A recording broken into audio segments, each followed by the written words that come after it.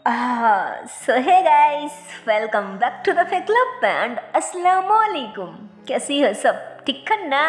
I hope सब ठीक होंगे, बढ़िया होंगे और मैं भी ठीक हूँ, बढ़िया हूँ। सो गाइस, न्यूज़ के पिछले बार में हम लोगों ने देखा ही था कि यार यहाँ पे तो मानो सोनल के पापा और जॉय की माँ, मतलब इन दोनों के बीच तो सच में बहुत ही गहरी दुश्मनी थी। और क्या बोलो, सिर्फ ऐसा वैसा गहरी दुश्मनी नहीं यार, मानो वो बहुत ही ज़्यादा गहरी दुश्मनी था यार। और इसीलिए जैसे ही ये दोनों एक दूसरे की आमना सामना होती है ना, क्या बोलो, मानो जैसे ही दोनों की दोनों फेस टू फेस हो जाते, ओह माय गॉड, क्या बोलो, तब तो दोनों के अंदर छुपा हुआ नफरत और घिन और खस करके उस औरत के अंदर जो तूफान चल रही थी ना, जो झाड़ या स्नोफॉल हो रही थी अपनी बच्ची के लेके, खुद के मान सम्मान और इज्जत के, वो तो यार क्या बोलो, मैं बयान नहीं कर सकती सच में। क्योंकि उन्होंने अब तक अपनी बच्ची की उम्र 12 से 13 साल हो चुकी थी, पर अब तक उसे कभी बताया ही नहीं थी, कभी कहा ही नहीं थी कि उसके पापा कौन है और उनका नाम क्या है, वो कहाँ रहती है, उन्होंने दिखती कैसी है, कैसा आदमी है, मतलब कुछ भी नहीं। और तो और उससे कैसे ही बताती, क्योंकि उस आदमी ने तो शादी की वादा करके, शादी की प्रॉमिस करके जवानी में काफ़ी महीने उनके साथ रहा, जैसम की थकावट मिटाया, जैसम की ख्वाहिश मिटाया, इंटीमेट हुई, सब कुछ किया, शादी की पक्का वादा किया, यहाँ तक कि प्यारी प्यारी और मीठी मीठी बातों से अपनी संसार सजाया, एक अच्छा सा लाइफ गुजारने की वादा किया, झूठी वादा करके प्यार की बहाना देके उनकी सारी जायदाद भी अपने नाम कर ली। और वो औरत ने, यार क्या बोलूं, उन्होंने भी कितनी बड़ी बेवकूफ़ थी, मतलब शादी नहीं हुई फिर भी उनके साथ रहा, उन्हें विश्वास किया, खुद से भी ज़्यादा प्यार किया, खुद से भी ज़्यादा भरोसा किया, जिसके कारण अपनी सब कुछ उनके नाम कर ली, अपनी संपत्ति, अपनी जायदाद, यहाँ तक कि अपनी मान सम्मान, अपना दिल, अपना इज्जत, मतलब सब कुछ। पर क्या बोलूं, इतने महीने रहने की बात उन्हें जैसे ही पता चलती है ना यार कि उन्होंने माँ बनने वाली है, ओह गॉड, क्या बोलो, तब तो उनको अपना बनाने में, शादी करने में सीधा मना कर दी थी, उन्होंने सीधा इनकार कर दी थी कि नहीं, नहीं जानती हूँ और नहीं उनका बच्चा मेरा है।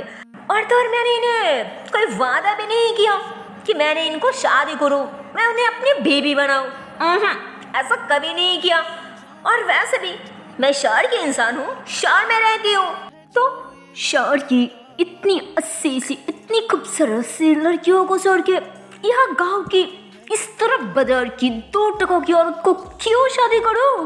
पर तुम जैसी लड़कियों को शादी करके अपनी लाइफ क्यों बर्बाद करो? ऐसा तो मैं कभी नहीं करूँगी, क्योंकि मेरे पास मेरी लाइफ बहुत प्यारा है, बहुत कीमती है, इसलिए तुमसे शादी करके मैं अपनी लाइफ बर्बाद नहीं कर सकता। अरे मैं तो बस यहाँ पे घूमने आई थी, इंजॉय करने आई थी, मस्ती करने आई थी मेरी दोस्त के घर पे। और इस गाँव की जो सरपंच है ना, वो मेरी दोस्त है। और हाँ, मैं किसी से नहीं डरती, अगर तुम लोगों को मेरे खिलाफ कंप्लेन करनी है, शिकायत करनी है, तो ज़रूर कर सकती हो, पर उससे भी कोई फ़ायदा नहीं होगा, क्योंकि तुम लोग जिससे कंप्लेन करोगे ना, वो मेरे बहुत ही ख़ास दोस्त है, और तो और मुझे बहुत अच्छे से, बहुत करीब से जानते भी है, क्योंकि बहुत करीबी दोस्ती जो है हम दोनों के बीच में। अगर कंप्लेन करके कुछ उखाड़ सकती हो तो कोई ना, उखाड़ लो, मैं भी देखती हूँ कि तुम लोग किस हद तक जा सकती हो। हाँ, आती हो तो उन्होंने ऐसे बोल के हंसते हुए वहाँ से चले जाते। ओह गॉड, क्या बोलूँ, अब बेचारी उस औरत ने क्या ही कर सकती। फिर भी उन्होंने गाँव की सबके साथ बात करके अपने पापा को लेके उनसे शिकायत करने आ जाती।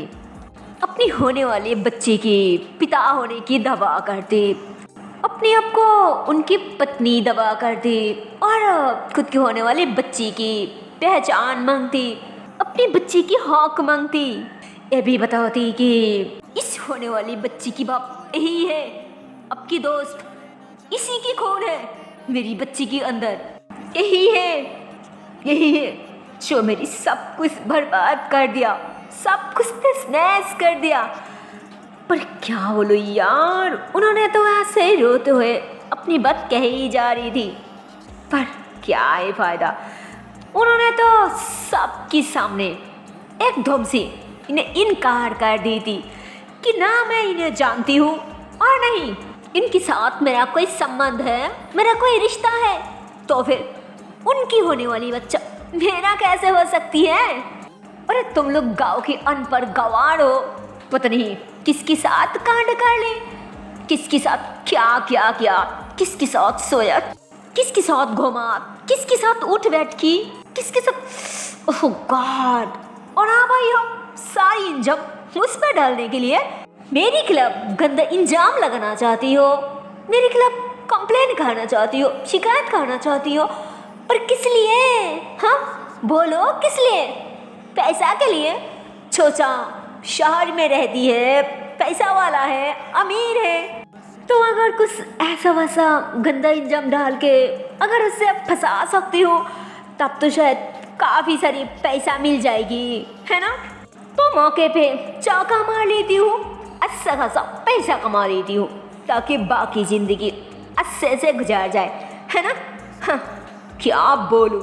देखा दोस्त, तेरी गाँव के लोगों ने मुझ पे कितना बड़ा इल्ज़ाम लगा रहा है। सी यार, अगर पहले पता होता ना तब तो मैं तेरी बात सुन के यहाँ पे किसी के साथ मैं कभी आता भी नहीं, कभी नहीं आती। तेरे गाँव के लोग इतनी घटिया और इतनी लालची है, छी, मुझे कभी नहीं पता था यार, कभी नहीं। जिस पे सुनल के पापा, उन्होंने तो अपनी दोस्त की बात सुन के वही विश्वास कर ली थी, जिस पे उन्होंने उनकी बात सुन के अपने गांव के लोगों के साथ नहीं यार, उन्होंने तो अपने दोस्त के साथ दे दी थी कि मेरी दोस्त कभी ऐसा कर ही नहीं सकती, कभी नहीं। अरे मैं उसे अच्छे से जानती हूँ, उससे कभी कोई गलती नहीं हो सकती है। अरे गलती तुम लोगों से हुई है, तुम लोगों से। शायद गलती क्या किसी और ने, और जब मेरे दोस्त पे डालना चाहती हो, हाँ, पर मैं ऐसा कभी नहीं होने दूंगी। अरे गलती तुमसे हुई ना, तो अब भुगतना भी तुम्हें ही पड़ेगी। तुम इस गांव में नहीं रह सकती, तुम्हें इस गांव छोड़ना पड़ेगा, क्योंकि तुम जैसे लड़कियों के कारण ना और भी बच्चियां ये सब सीख जाएगी, हर तरफ यही गंदियाँ फैलाते रहेगी, तब जवानी में और सब भी यही पाप काम करती रहेगी, हर तरफ गंदियाँ फैलाते रहेगी। पर मैं ऐसा होने नहीं दूंगी, इसीलिए तुम्हें यहाँ से जाना पड़ेगा, इस गांव तुमको छोड़ना पड़ेगा, वो भी काफ़ी दूर। तुम्हें ऐसे अकेले रहना पड़ेगा, इस गांव से दूर, समाज से दूर, लोगों से दूर, काफ़ी दूर, और सिर्फ अकेली रहना पड़ेगा, सिर्फ अकेली। कोई तुम्हारी साथ नहीं देगी, और जो भी तुम्हारी साथ देने आगे आई ना, उनकी हालत भी वैसा ही होगा तुम जैसी, समझे तुम। तो क्या बोलो यार, सरपंच की वो बात सुन के, उनकी हुक्म देख के, क्या बोलो यार, उस लड़की की पापा तो माना एकदम से पगला जाती। उन्होंने भाग के जाके उनके हाथ पैर पकड़ने लग जाती कि सरदार, गलती हो गया मेरी बेटी से, उसे माफ़ कर दीजिए, प्लीज़ उसे माफ़ कर दीजिए, हम काफ़ी दूर चले जाएंगे। पर उनकी बात कहने से पहले ही उस सरपंच ने उन्हें एक लात मार दी थी, जिसके कारण उस आदमी वहीं पे गिर जाती, और वहाँ पे गिरने के साथ साथ, ओह शिट यार, क्या बोलो, मानो वहीं पे उनके देहांत हो जाते, उनके मौत हो जाते। और तब तो मानो उस बेचारी की साथ देने के लिए कोई भी नहीं रहता, कोई भी नहीं आगे आता। और तो और गांव की सारी लोग तो मानो सरपंच की बात ही मान लेती, जिस पे अब सब की सब सरपंच की बात सुन के उस लड़की को छस में समझ से हलाक कर दी थी, जिसके कारण उन्हें तब से ही इस गांव से काफी दूर मानो जंगल में रहना पड़ता। और उसके बाद से ही आज तक मानो इतनी सालों की बाद इन दोनों की आज पहली बार फेस टू फेस मुलाकात हुई थी, वो भी सिर्फ और सिर्फ जॉय और सनल की वजह से। और उस आदमी माना मतलब वो जो सरपंच की दोस्त थी ना, हिसाब से जो जॉय के पापा था, उन्होंने तो तब से आज तक कभी भी इस गांव की तरफ कदम भी नहीं रखा, और नहीं उन्हें कबूल की, और नहीं उस बच्चा को अपना माना, अपना हक दिया, अपना पहचान दिया, मतलब खुश भी नहीं। और क्या ही उस बच्ची को अपना मानती यार। उन्होंने तो तभी सबके बीच इतनी घटिया लैंग्वेज में बोला था ना यार कि अरे ये तो बाहर की सस्ता लड़कियां है, इससे भी खूबसूरत सी लड़कियां शहर में रात की अंधेरा गली में हजारों हजार मिल जाती है ना पैसा से, वो भी बहुत ही खूबसूरत सी लड़कियां डेली रात में। तो क्या करो, सबको शादी करो। क्या बोलूं, अरे यार इस तरह की लड़कियों के साथ ना हम सब सिर्फ टेपी कर सकती हो, बाहर मजा ले सकती हो, पर घर की बीवी नो नेवर, वो तो हम कभी नहीं बना सकती यार, कभी नहीं। और सच को तो उस लड़की ने सब कुछ बस सुनी रही थी, सहन की जा रही थी, कुछ भी नहीं बोला था। उसके बाद काफी कुछ सुनने के बाद बस यही कहती कि तुम जिस तरह मेरे साथ डबल गेम खेला, बड़ा समझ में मुझे बेइज्जत किया, नंगा कर दिया, मेरे मान सम्मान सब कुछ नीलाम कर दिया। याद रखना ऐसे भी एक दिन आएगी, तब देखना ऐसे बड़ा समझ में तुम मुझसे माफी मांगोगी, तुम्हारी उस प्यारी सी जान की भीख मांगोगी। और सिर्फ वही नहीं, तुम खुद मुझे शादी करके तुम्हारी घर की बीवी भी बनाना चाहोगी, पर तब मैं तुम्हें इस तरह से जवाब दूंगी ना जो तुम कभी सपने में भी नहीं सोचा। इससे भी कहीं गुना अपमान मिलेगी, इससे भी बुरा हाल होगा तुम्हारा। जिस तरह से मेरे पापा तुमसे माफी मांगा था ना, बिल्कुल उसी तरह से तुम भी मेरी हाथ पकड़ोगी, मेरे पैर पकड़ोगी, फिर भी तुम्हें ना माफी मिलेगी और नहीं कोई चैन। याद रखना मेरी बात। और हाँ, खास करके मेरी जैसी लड़कियों को कभी भूल मत जाना, खास करके दिमाग से याद रखना, समझी ना। तो चाच को तो आज इतनी सालों के बाद भी उन्होंने सेम वही बात कह दी।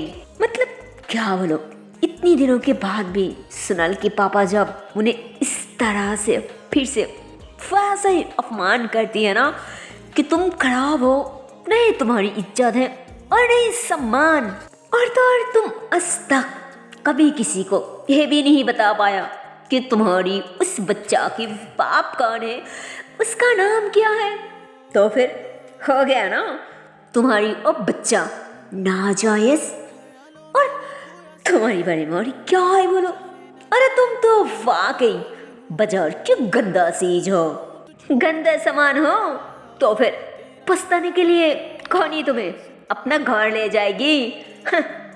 जिस पे जॉय की माँ गुस्से से कहती, सरपंच साहब मुंह संभाल के बात कीजिए, प्लान करके मेरी जायज बच्चा को अब सबकी सब नाजायज बना दिया, समझ से मुझे अलग कर दी, सबसे दूर भेजकर मुझे अकेली बना दिया, मेरी सारी जायदाद भी खुद के नाम कर ली, फिर भी मैं जिंदा हूँ। देखिए, मैं मरा नहीं हूँ, मैं मरा नहीं हूँ।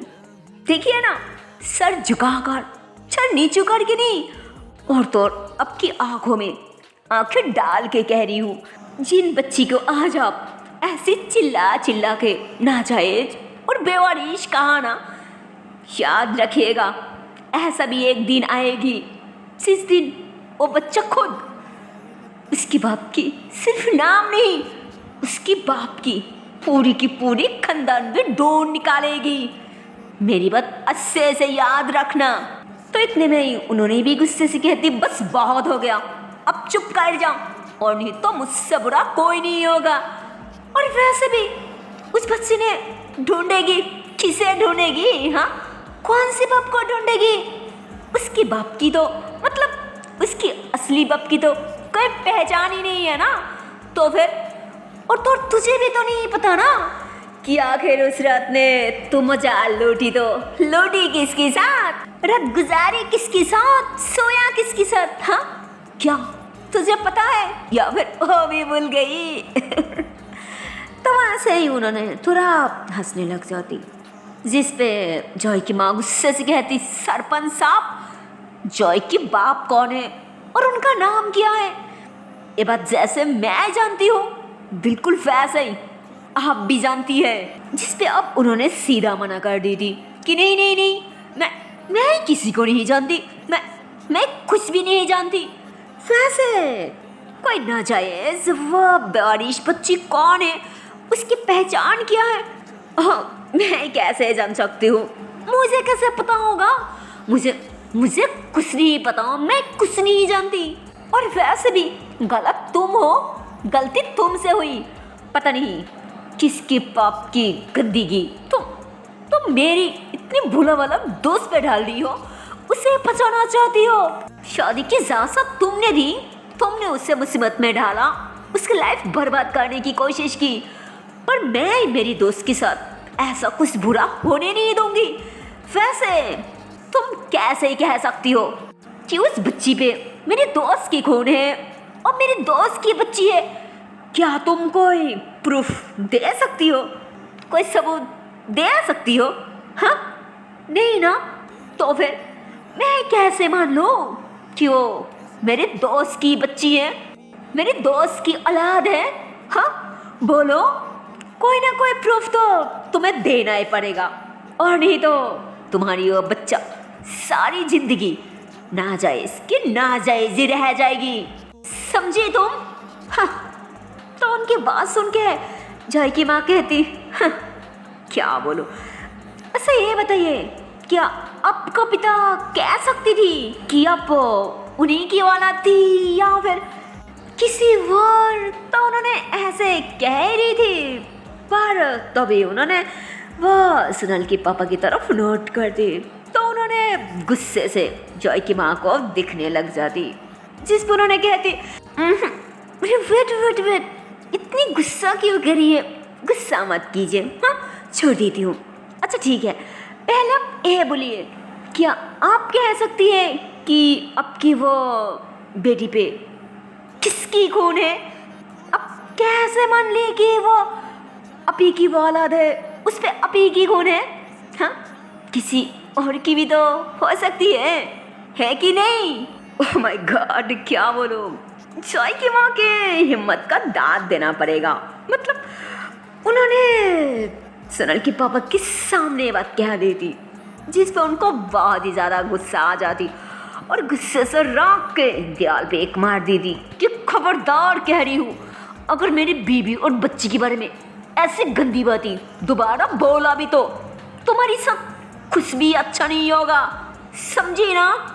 जिस पर उन्होंने थोड़ा सा ऐसे मुस्कुरा दी थी कि अच्छा, अब गंदी लग रहा है, मतलब जैसे बेटी और बीवी की बात आई तब गंदी बात हो गया सरपंच साहब।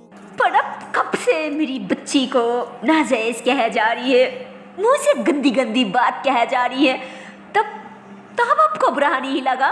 हाँ सरपंच साहब, एक बात अच्छे से याद रखिएगा, लाइफ में कोई भी आदमी कभी भी यकीन से कह नहीं सकती कि कौन किसकी पिता है, कौन किसकी बाप है, कौन किसकी औलाद है, क्या वाकई वो बच्चा उनकी है कि नहीं, कोई नहीं कह सकती सरपंच साहब, कोई नहीं कह सकती, सिवाय अपनी माँ, सिवाय एक औरत कह सकती कि उनकी बच्ची के बाप कौन है, क्या वो आदमी जिंदा है या फिर मर गई।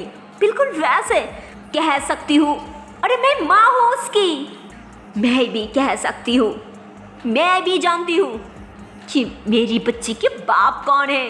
लेकिन जो आदमी औरत को ना इज्जत कर सकती, ना सम्मान दे सकती, प्यार मोहब्बत भी उनके पास एक खेल है, शादी की वादा करके, प्रॉमिस करके चीट किया, बेईमानी किया, जिन्होंने खुद की खून को नहीं पहचाना, खुद की औलाद को नाजायज बोला, उस जैसे राक्षस दरिंदा पिता का साथ मेरी बच्ची को तो कभी नहीं चाहिए, कभी नहीं। उस घटिया दरिंदर पिता का पहचान मेरी बच्ची को तो कभी जरूरत नहीं पड़ेगी, कभी नहीं। और नहीं, मैं कभी उस घटिया दरिंदर की पहचान मेरी बच्ची को कहूँ, कभी नहीं। उस दरिंदर घटिया आदमी की वजह से मैं मेरी बच्ची की लाइफ, मेरी बच्ची की आने वाली भविष्य, उसकी जिंदगी दवा पे नहीं डाल सकती, कभी नहीं। मैं चाहती हूँ मेरी बच्चे कभी किसी पर जुल्म ना करे, और साथ साथ ये भी चाहती हूँ कि जो भी इंसान किसी पर जुल्म करे ना, उससे कभी जिंदा मत छोड़े। और हाँ सरपंच साहब, आपको और एक बात कहना था, यह है कि अगर कभी भी उस दरिंदे के साथ आपकी मुलाकात हो जाए ना, तो याद से कह देना कि मैं उस घटिया बेईमान को हमेशा के लिए भूल चुकी हूँ। जिस दोस्त के मान सम्मान बचाने के लिए अब बड़ा सभा में अब मेरी होने वाली बच्ची को नाजायज बेवारिश बोली थी, उसे याद से कह देना। मेरी बच्चा जन्म होने से पहले ही उन्होंने जो अपमान की काला धब्बा, जो काला दाग लगा चुकी थी ना, मैं वो काला धब्बा अच्छे से रगड़ के एकदम से धो के साफ कर दूंगी। और हाँ, आप भी थोड़ा संभाल के रहना, और वो जो आपकी एकलौती लाडली बेटी है ना, उसे भी संभाल के रखना, और गलती से भी मेरी बेटे की तरफ नजर मत उठाना, और नहीं तो जल जाओगी अपने बदले की आग में, याद रखना, समझी ना। तो यार क्या बोलो, उन्होंने तो ऐसे ही काफी सारी बातें सुना के, मनो एक तरह की चुनौती दे के, होशियार करके गुस्से से वहां से एकदम से चले जाती, मतलब सीधा चले जाती, पीछे की तरफ भी नहीं मुड़ती। और इधर जॉय, ओह गॉड, उसके बारे में और क्या बोलो यार, वो तो मानो अभी तक वहीं पे मानो एक बड़ा सा पेड़ के पीछे खड़ी होकर सब कुछ सुन रही थी, मतलब उन दोनों की बातें सुन रही थी, जो सुन के उससे बहुत ही ज्यादा गुस्सा आ जाती, क्योंकि वो जो सारी बातें सुना था ना, इन सब बातों के बारे में तो उसे कभी पता ही नहीं था, मानो एकदम से शॉक्ड, ओ इन सारी बातों को अभी सुना था, और उसे यह भी अभी पता चला था कि जो भी उसके पापा था ना, वो इंसान इस सरपंच की कभी दोस्त रहा करती थी, इसलिए उसे थोड़ा ज़्यादा ही गुस्सा आ रही थी।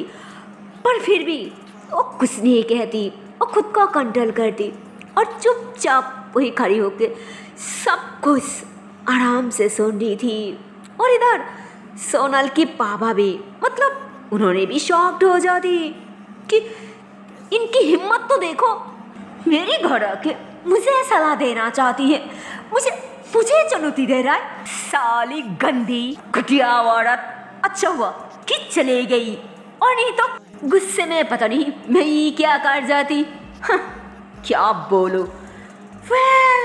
इधर हम देखती है कि जॉय की माँ, उन्होंने ऐसे घर के अंदर कुछ काम वगैरह करते हुए शायद उन्होंने कुछ देख रही थी, और तभी पीछे से जॉय आ जाती कि माँ, तो उन्होंने डर की मारे फौरन वो जो भी चीज़ थी ना वो छुपा ली थी, और फिर जॉय के करीब जाती कि बेटा कहाँ थी पूरी दिन, कुछ भी नहीं खाया, कहाँ गए थे।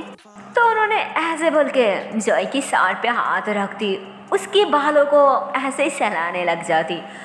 तो जॉय अपनी माँ की तरफ देखती और फिर बहुत प्यार से कहती, माँ मेरे बाप कौन है, उनका उनका नाम क्या है, कहाँ रहती है। तो उन्होंने एकदम से हैरान हो जाती।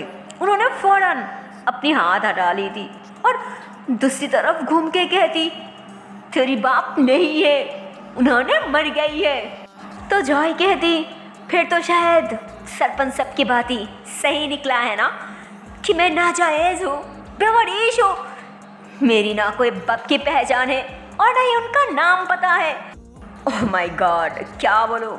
अरे अपनी बेटी की मुंह से ऐसी बात सुन के तो मानो उसकी माँ एकदम से शॉक्ड, उन्हें बहुत ही ज़्यादा गुस्सा आ जाती और गुस्से से उसे ठा करके एक लगा दी थी कि जॉय तेरी तेरी हिम्मत कैसे हुई इस तरह की बात ही कहने की।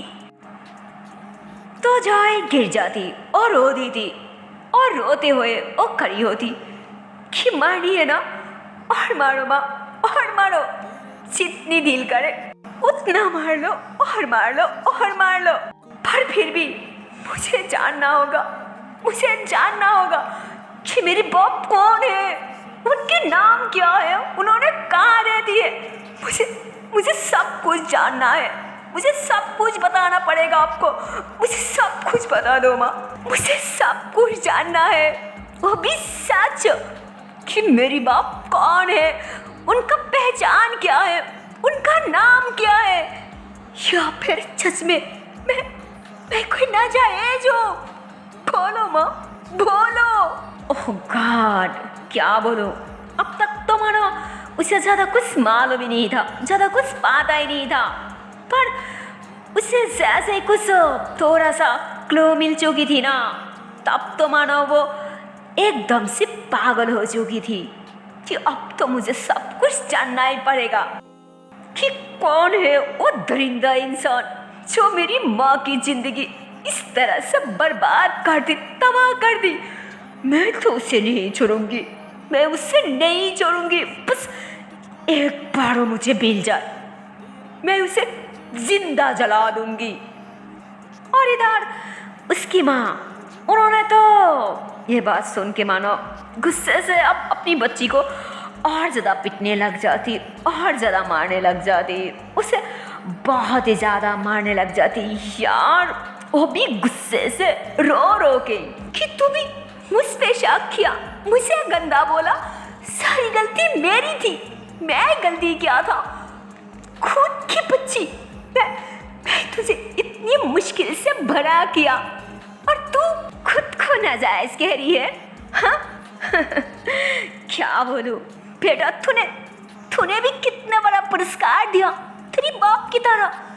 तेरी बाप ने मेरे साथ बेईमानी किया, झूठा दिलासा दिया, शादी की वादा करके, प्यार मोहब्बत के नाटक करके मेरी इज्जत की साथ कहला, मेरे मान सम्मान सब कुछ चूर-चूर कर दिया।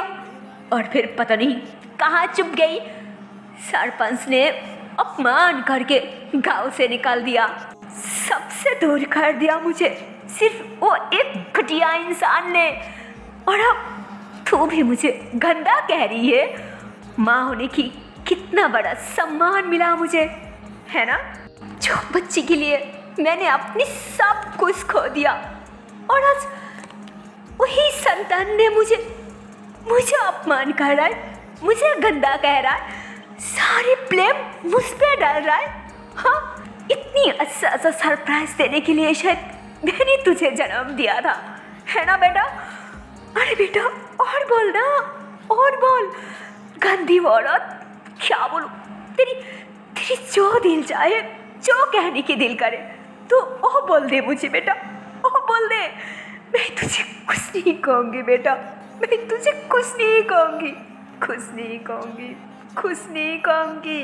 तो यार क्या बोलूँ, आप लोग ही सोचो उनके अंदर क्या चल रही थी, कितना बड़ा गा था उनके अंदर, कितना ज़्यादा जख्म था यार। पर क्या करे बेचारी, उन्होंने तो अपनी दुख ना किसी से कह पा रही थी, ना अपनी दिल की वो जख्म उन्होंने किसी को दिखा पा रही थी। मतलब उन्होंने सच में एकदम सी बेचारी बन के रह चुकी थी। मतलब सच को तो बेचारी अपनी दुख दर्द ना किसी से बट पा रही थी और नहीं खुद की बच्ची को अच्छे से समझा पा रही थी। ऊपर से खुद की बच्ची ऐसे ही बोल रहा था तो क्या बोलूं, मानो उनकी रोना अलावा कुछ करना ही नहीं था, कुछ भी नहीं करना था। तो उन्होंने वही कह रहा था, बस ऐसे ही पागल की तरह रोई जा रही थी।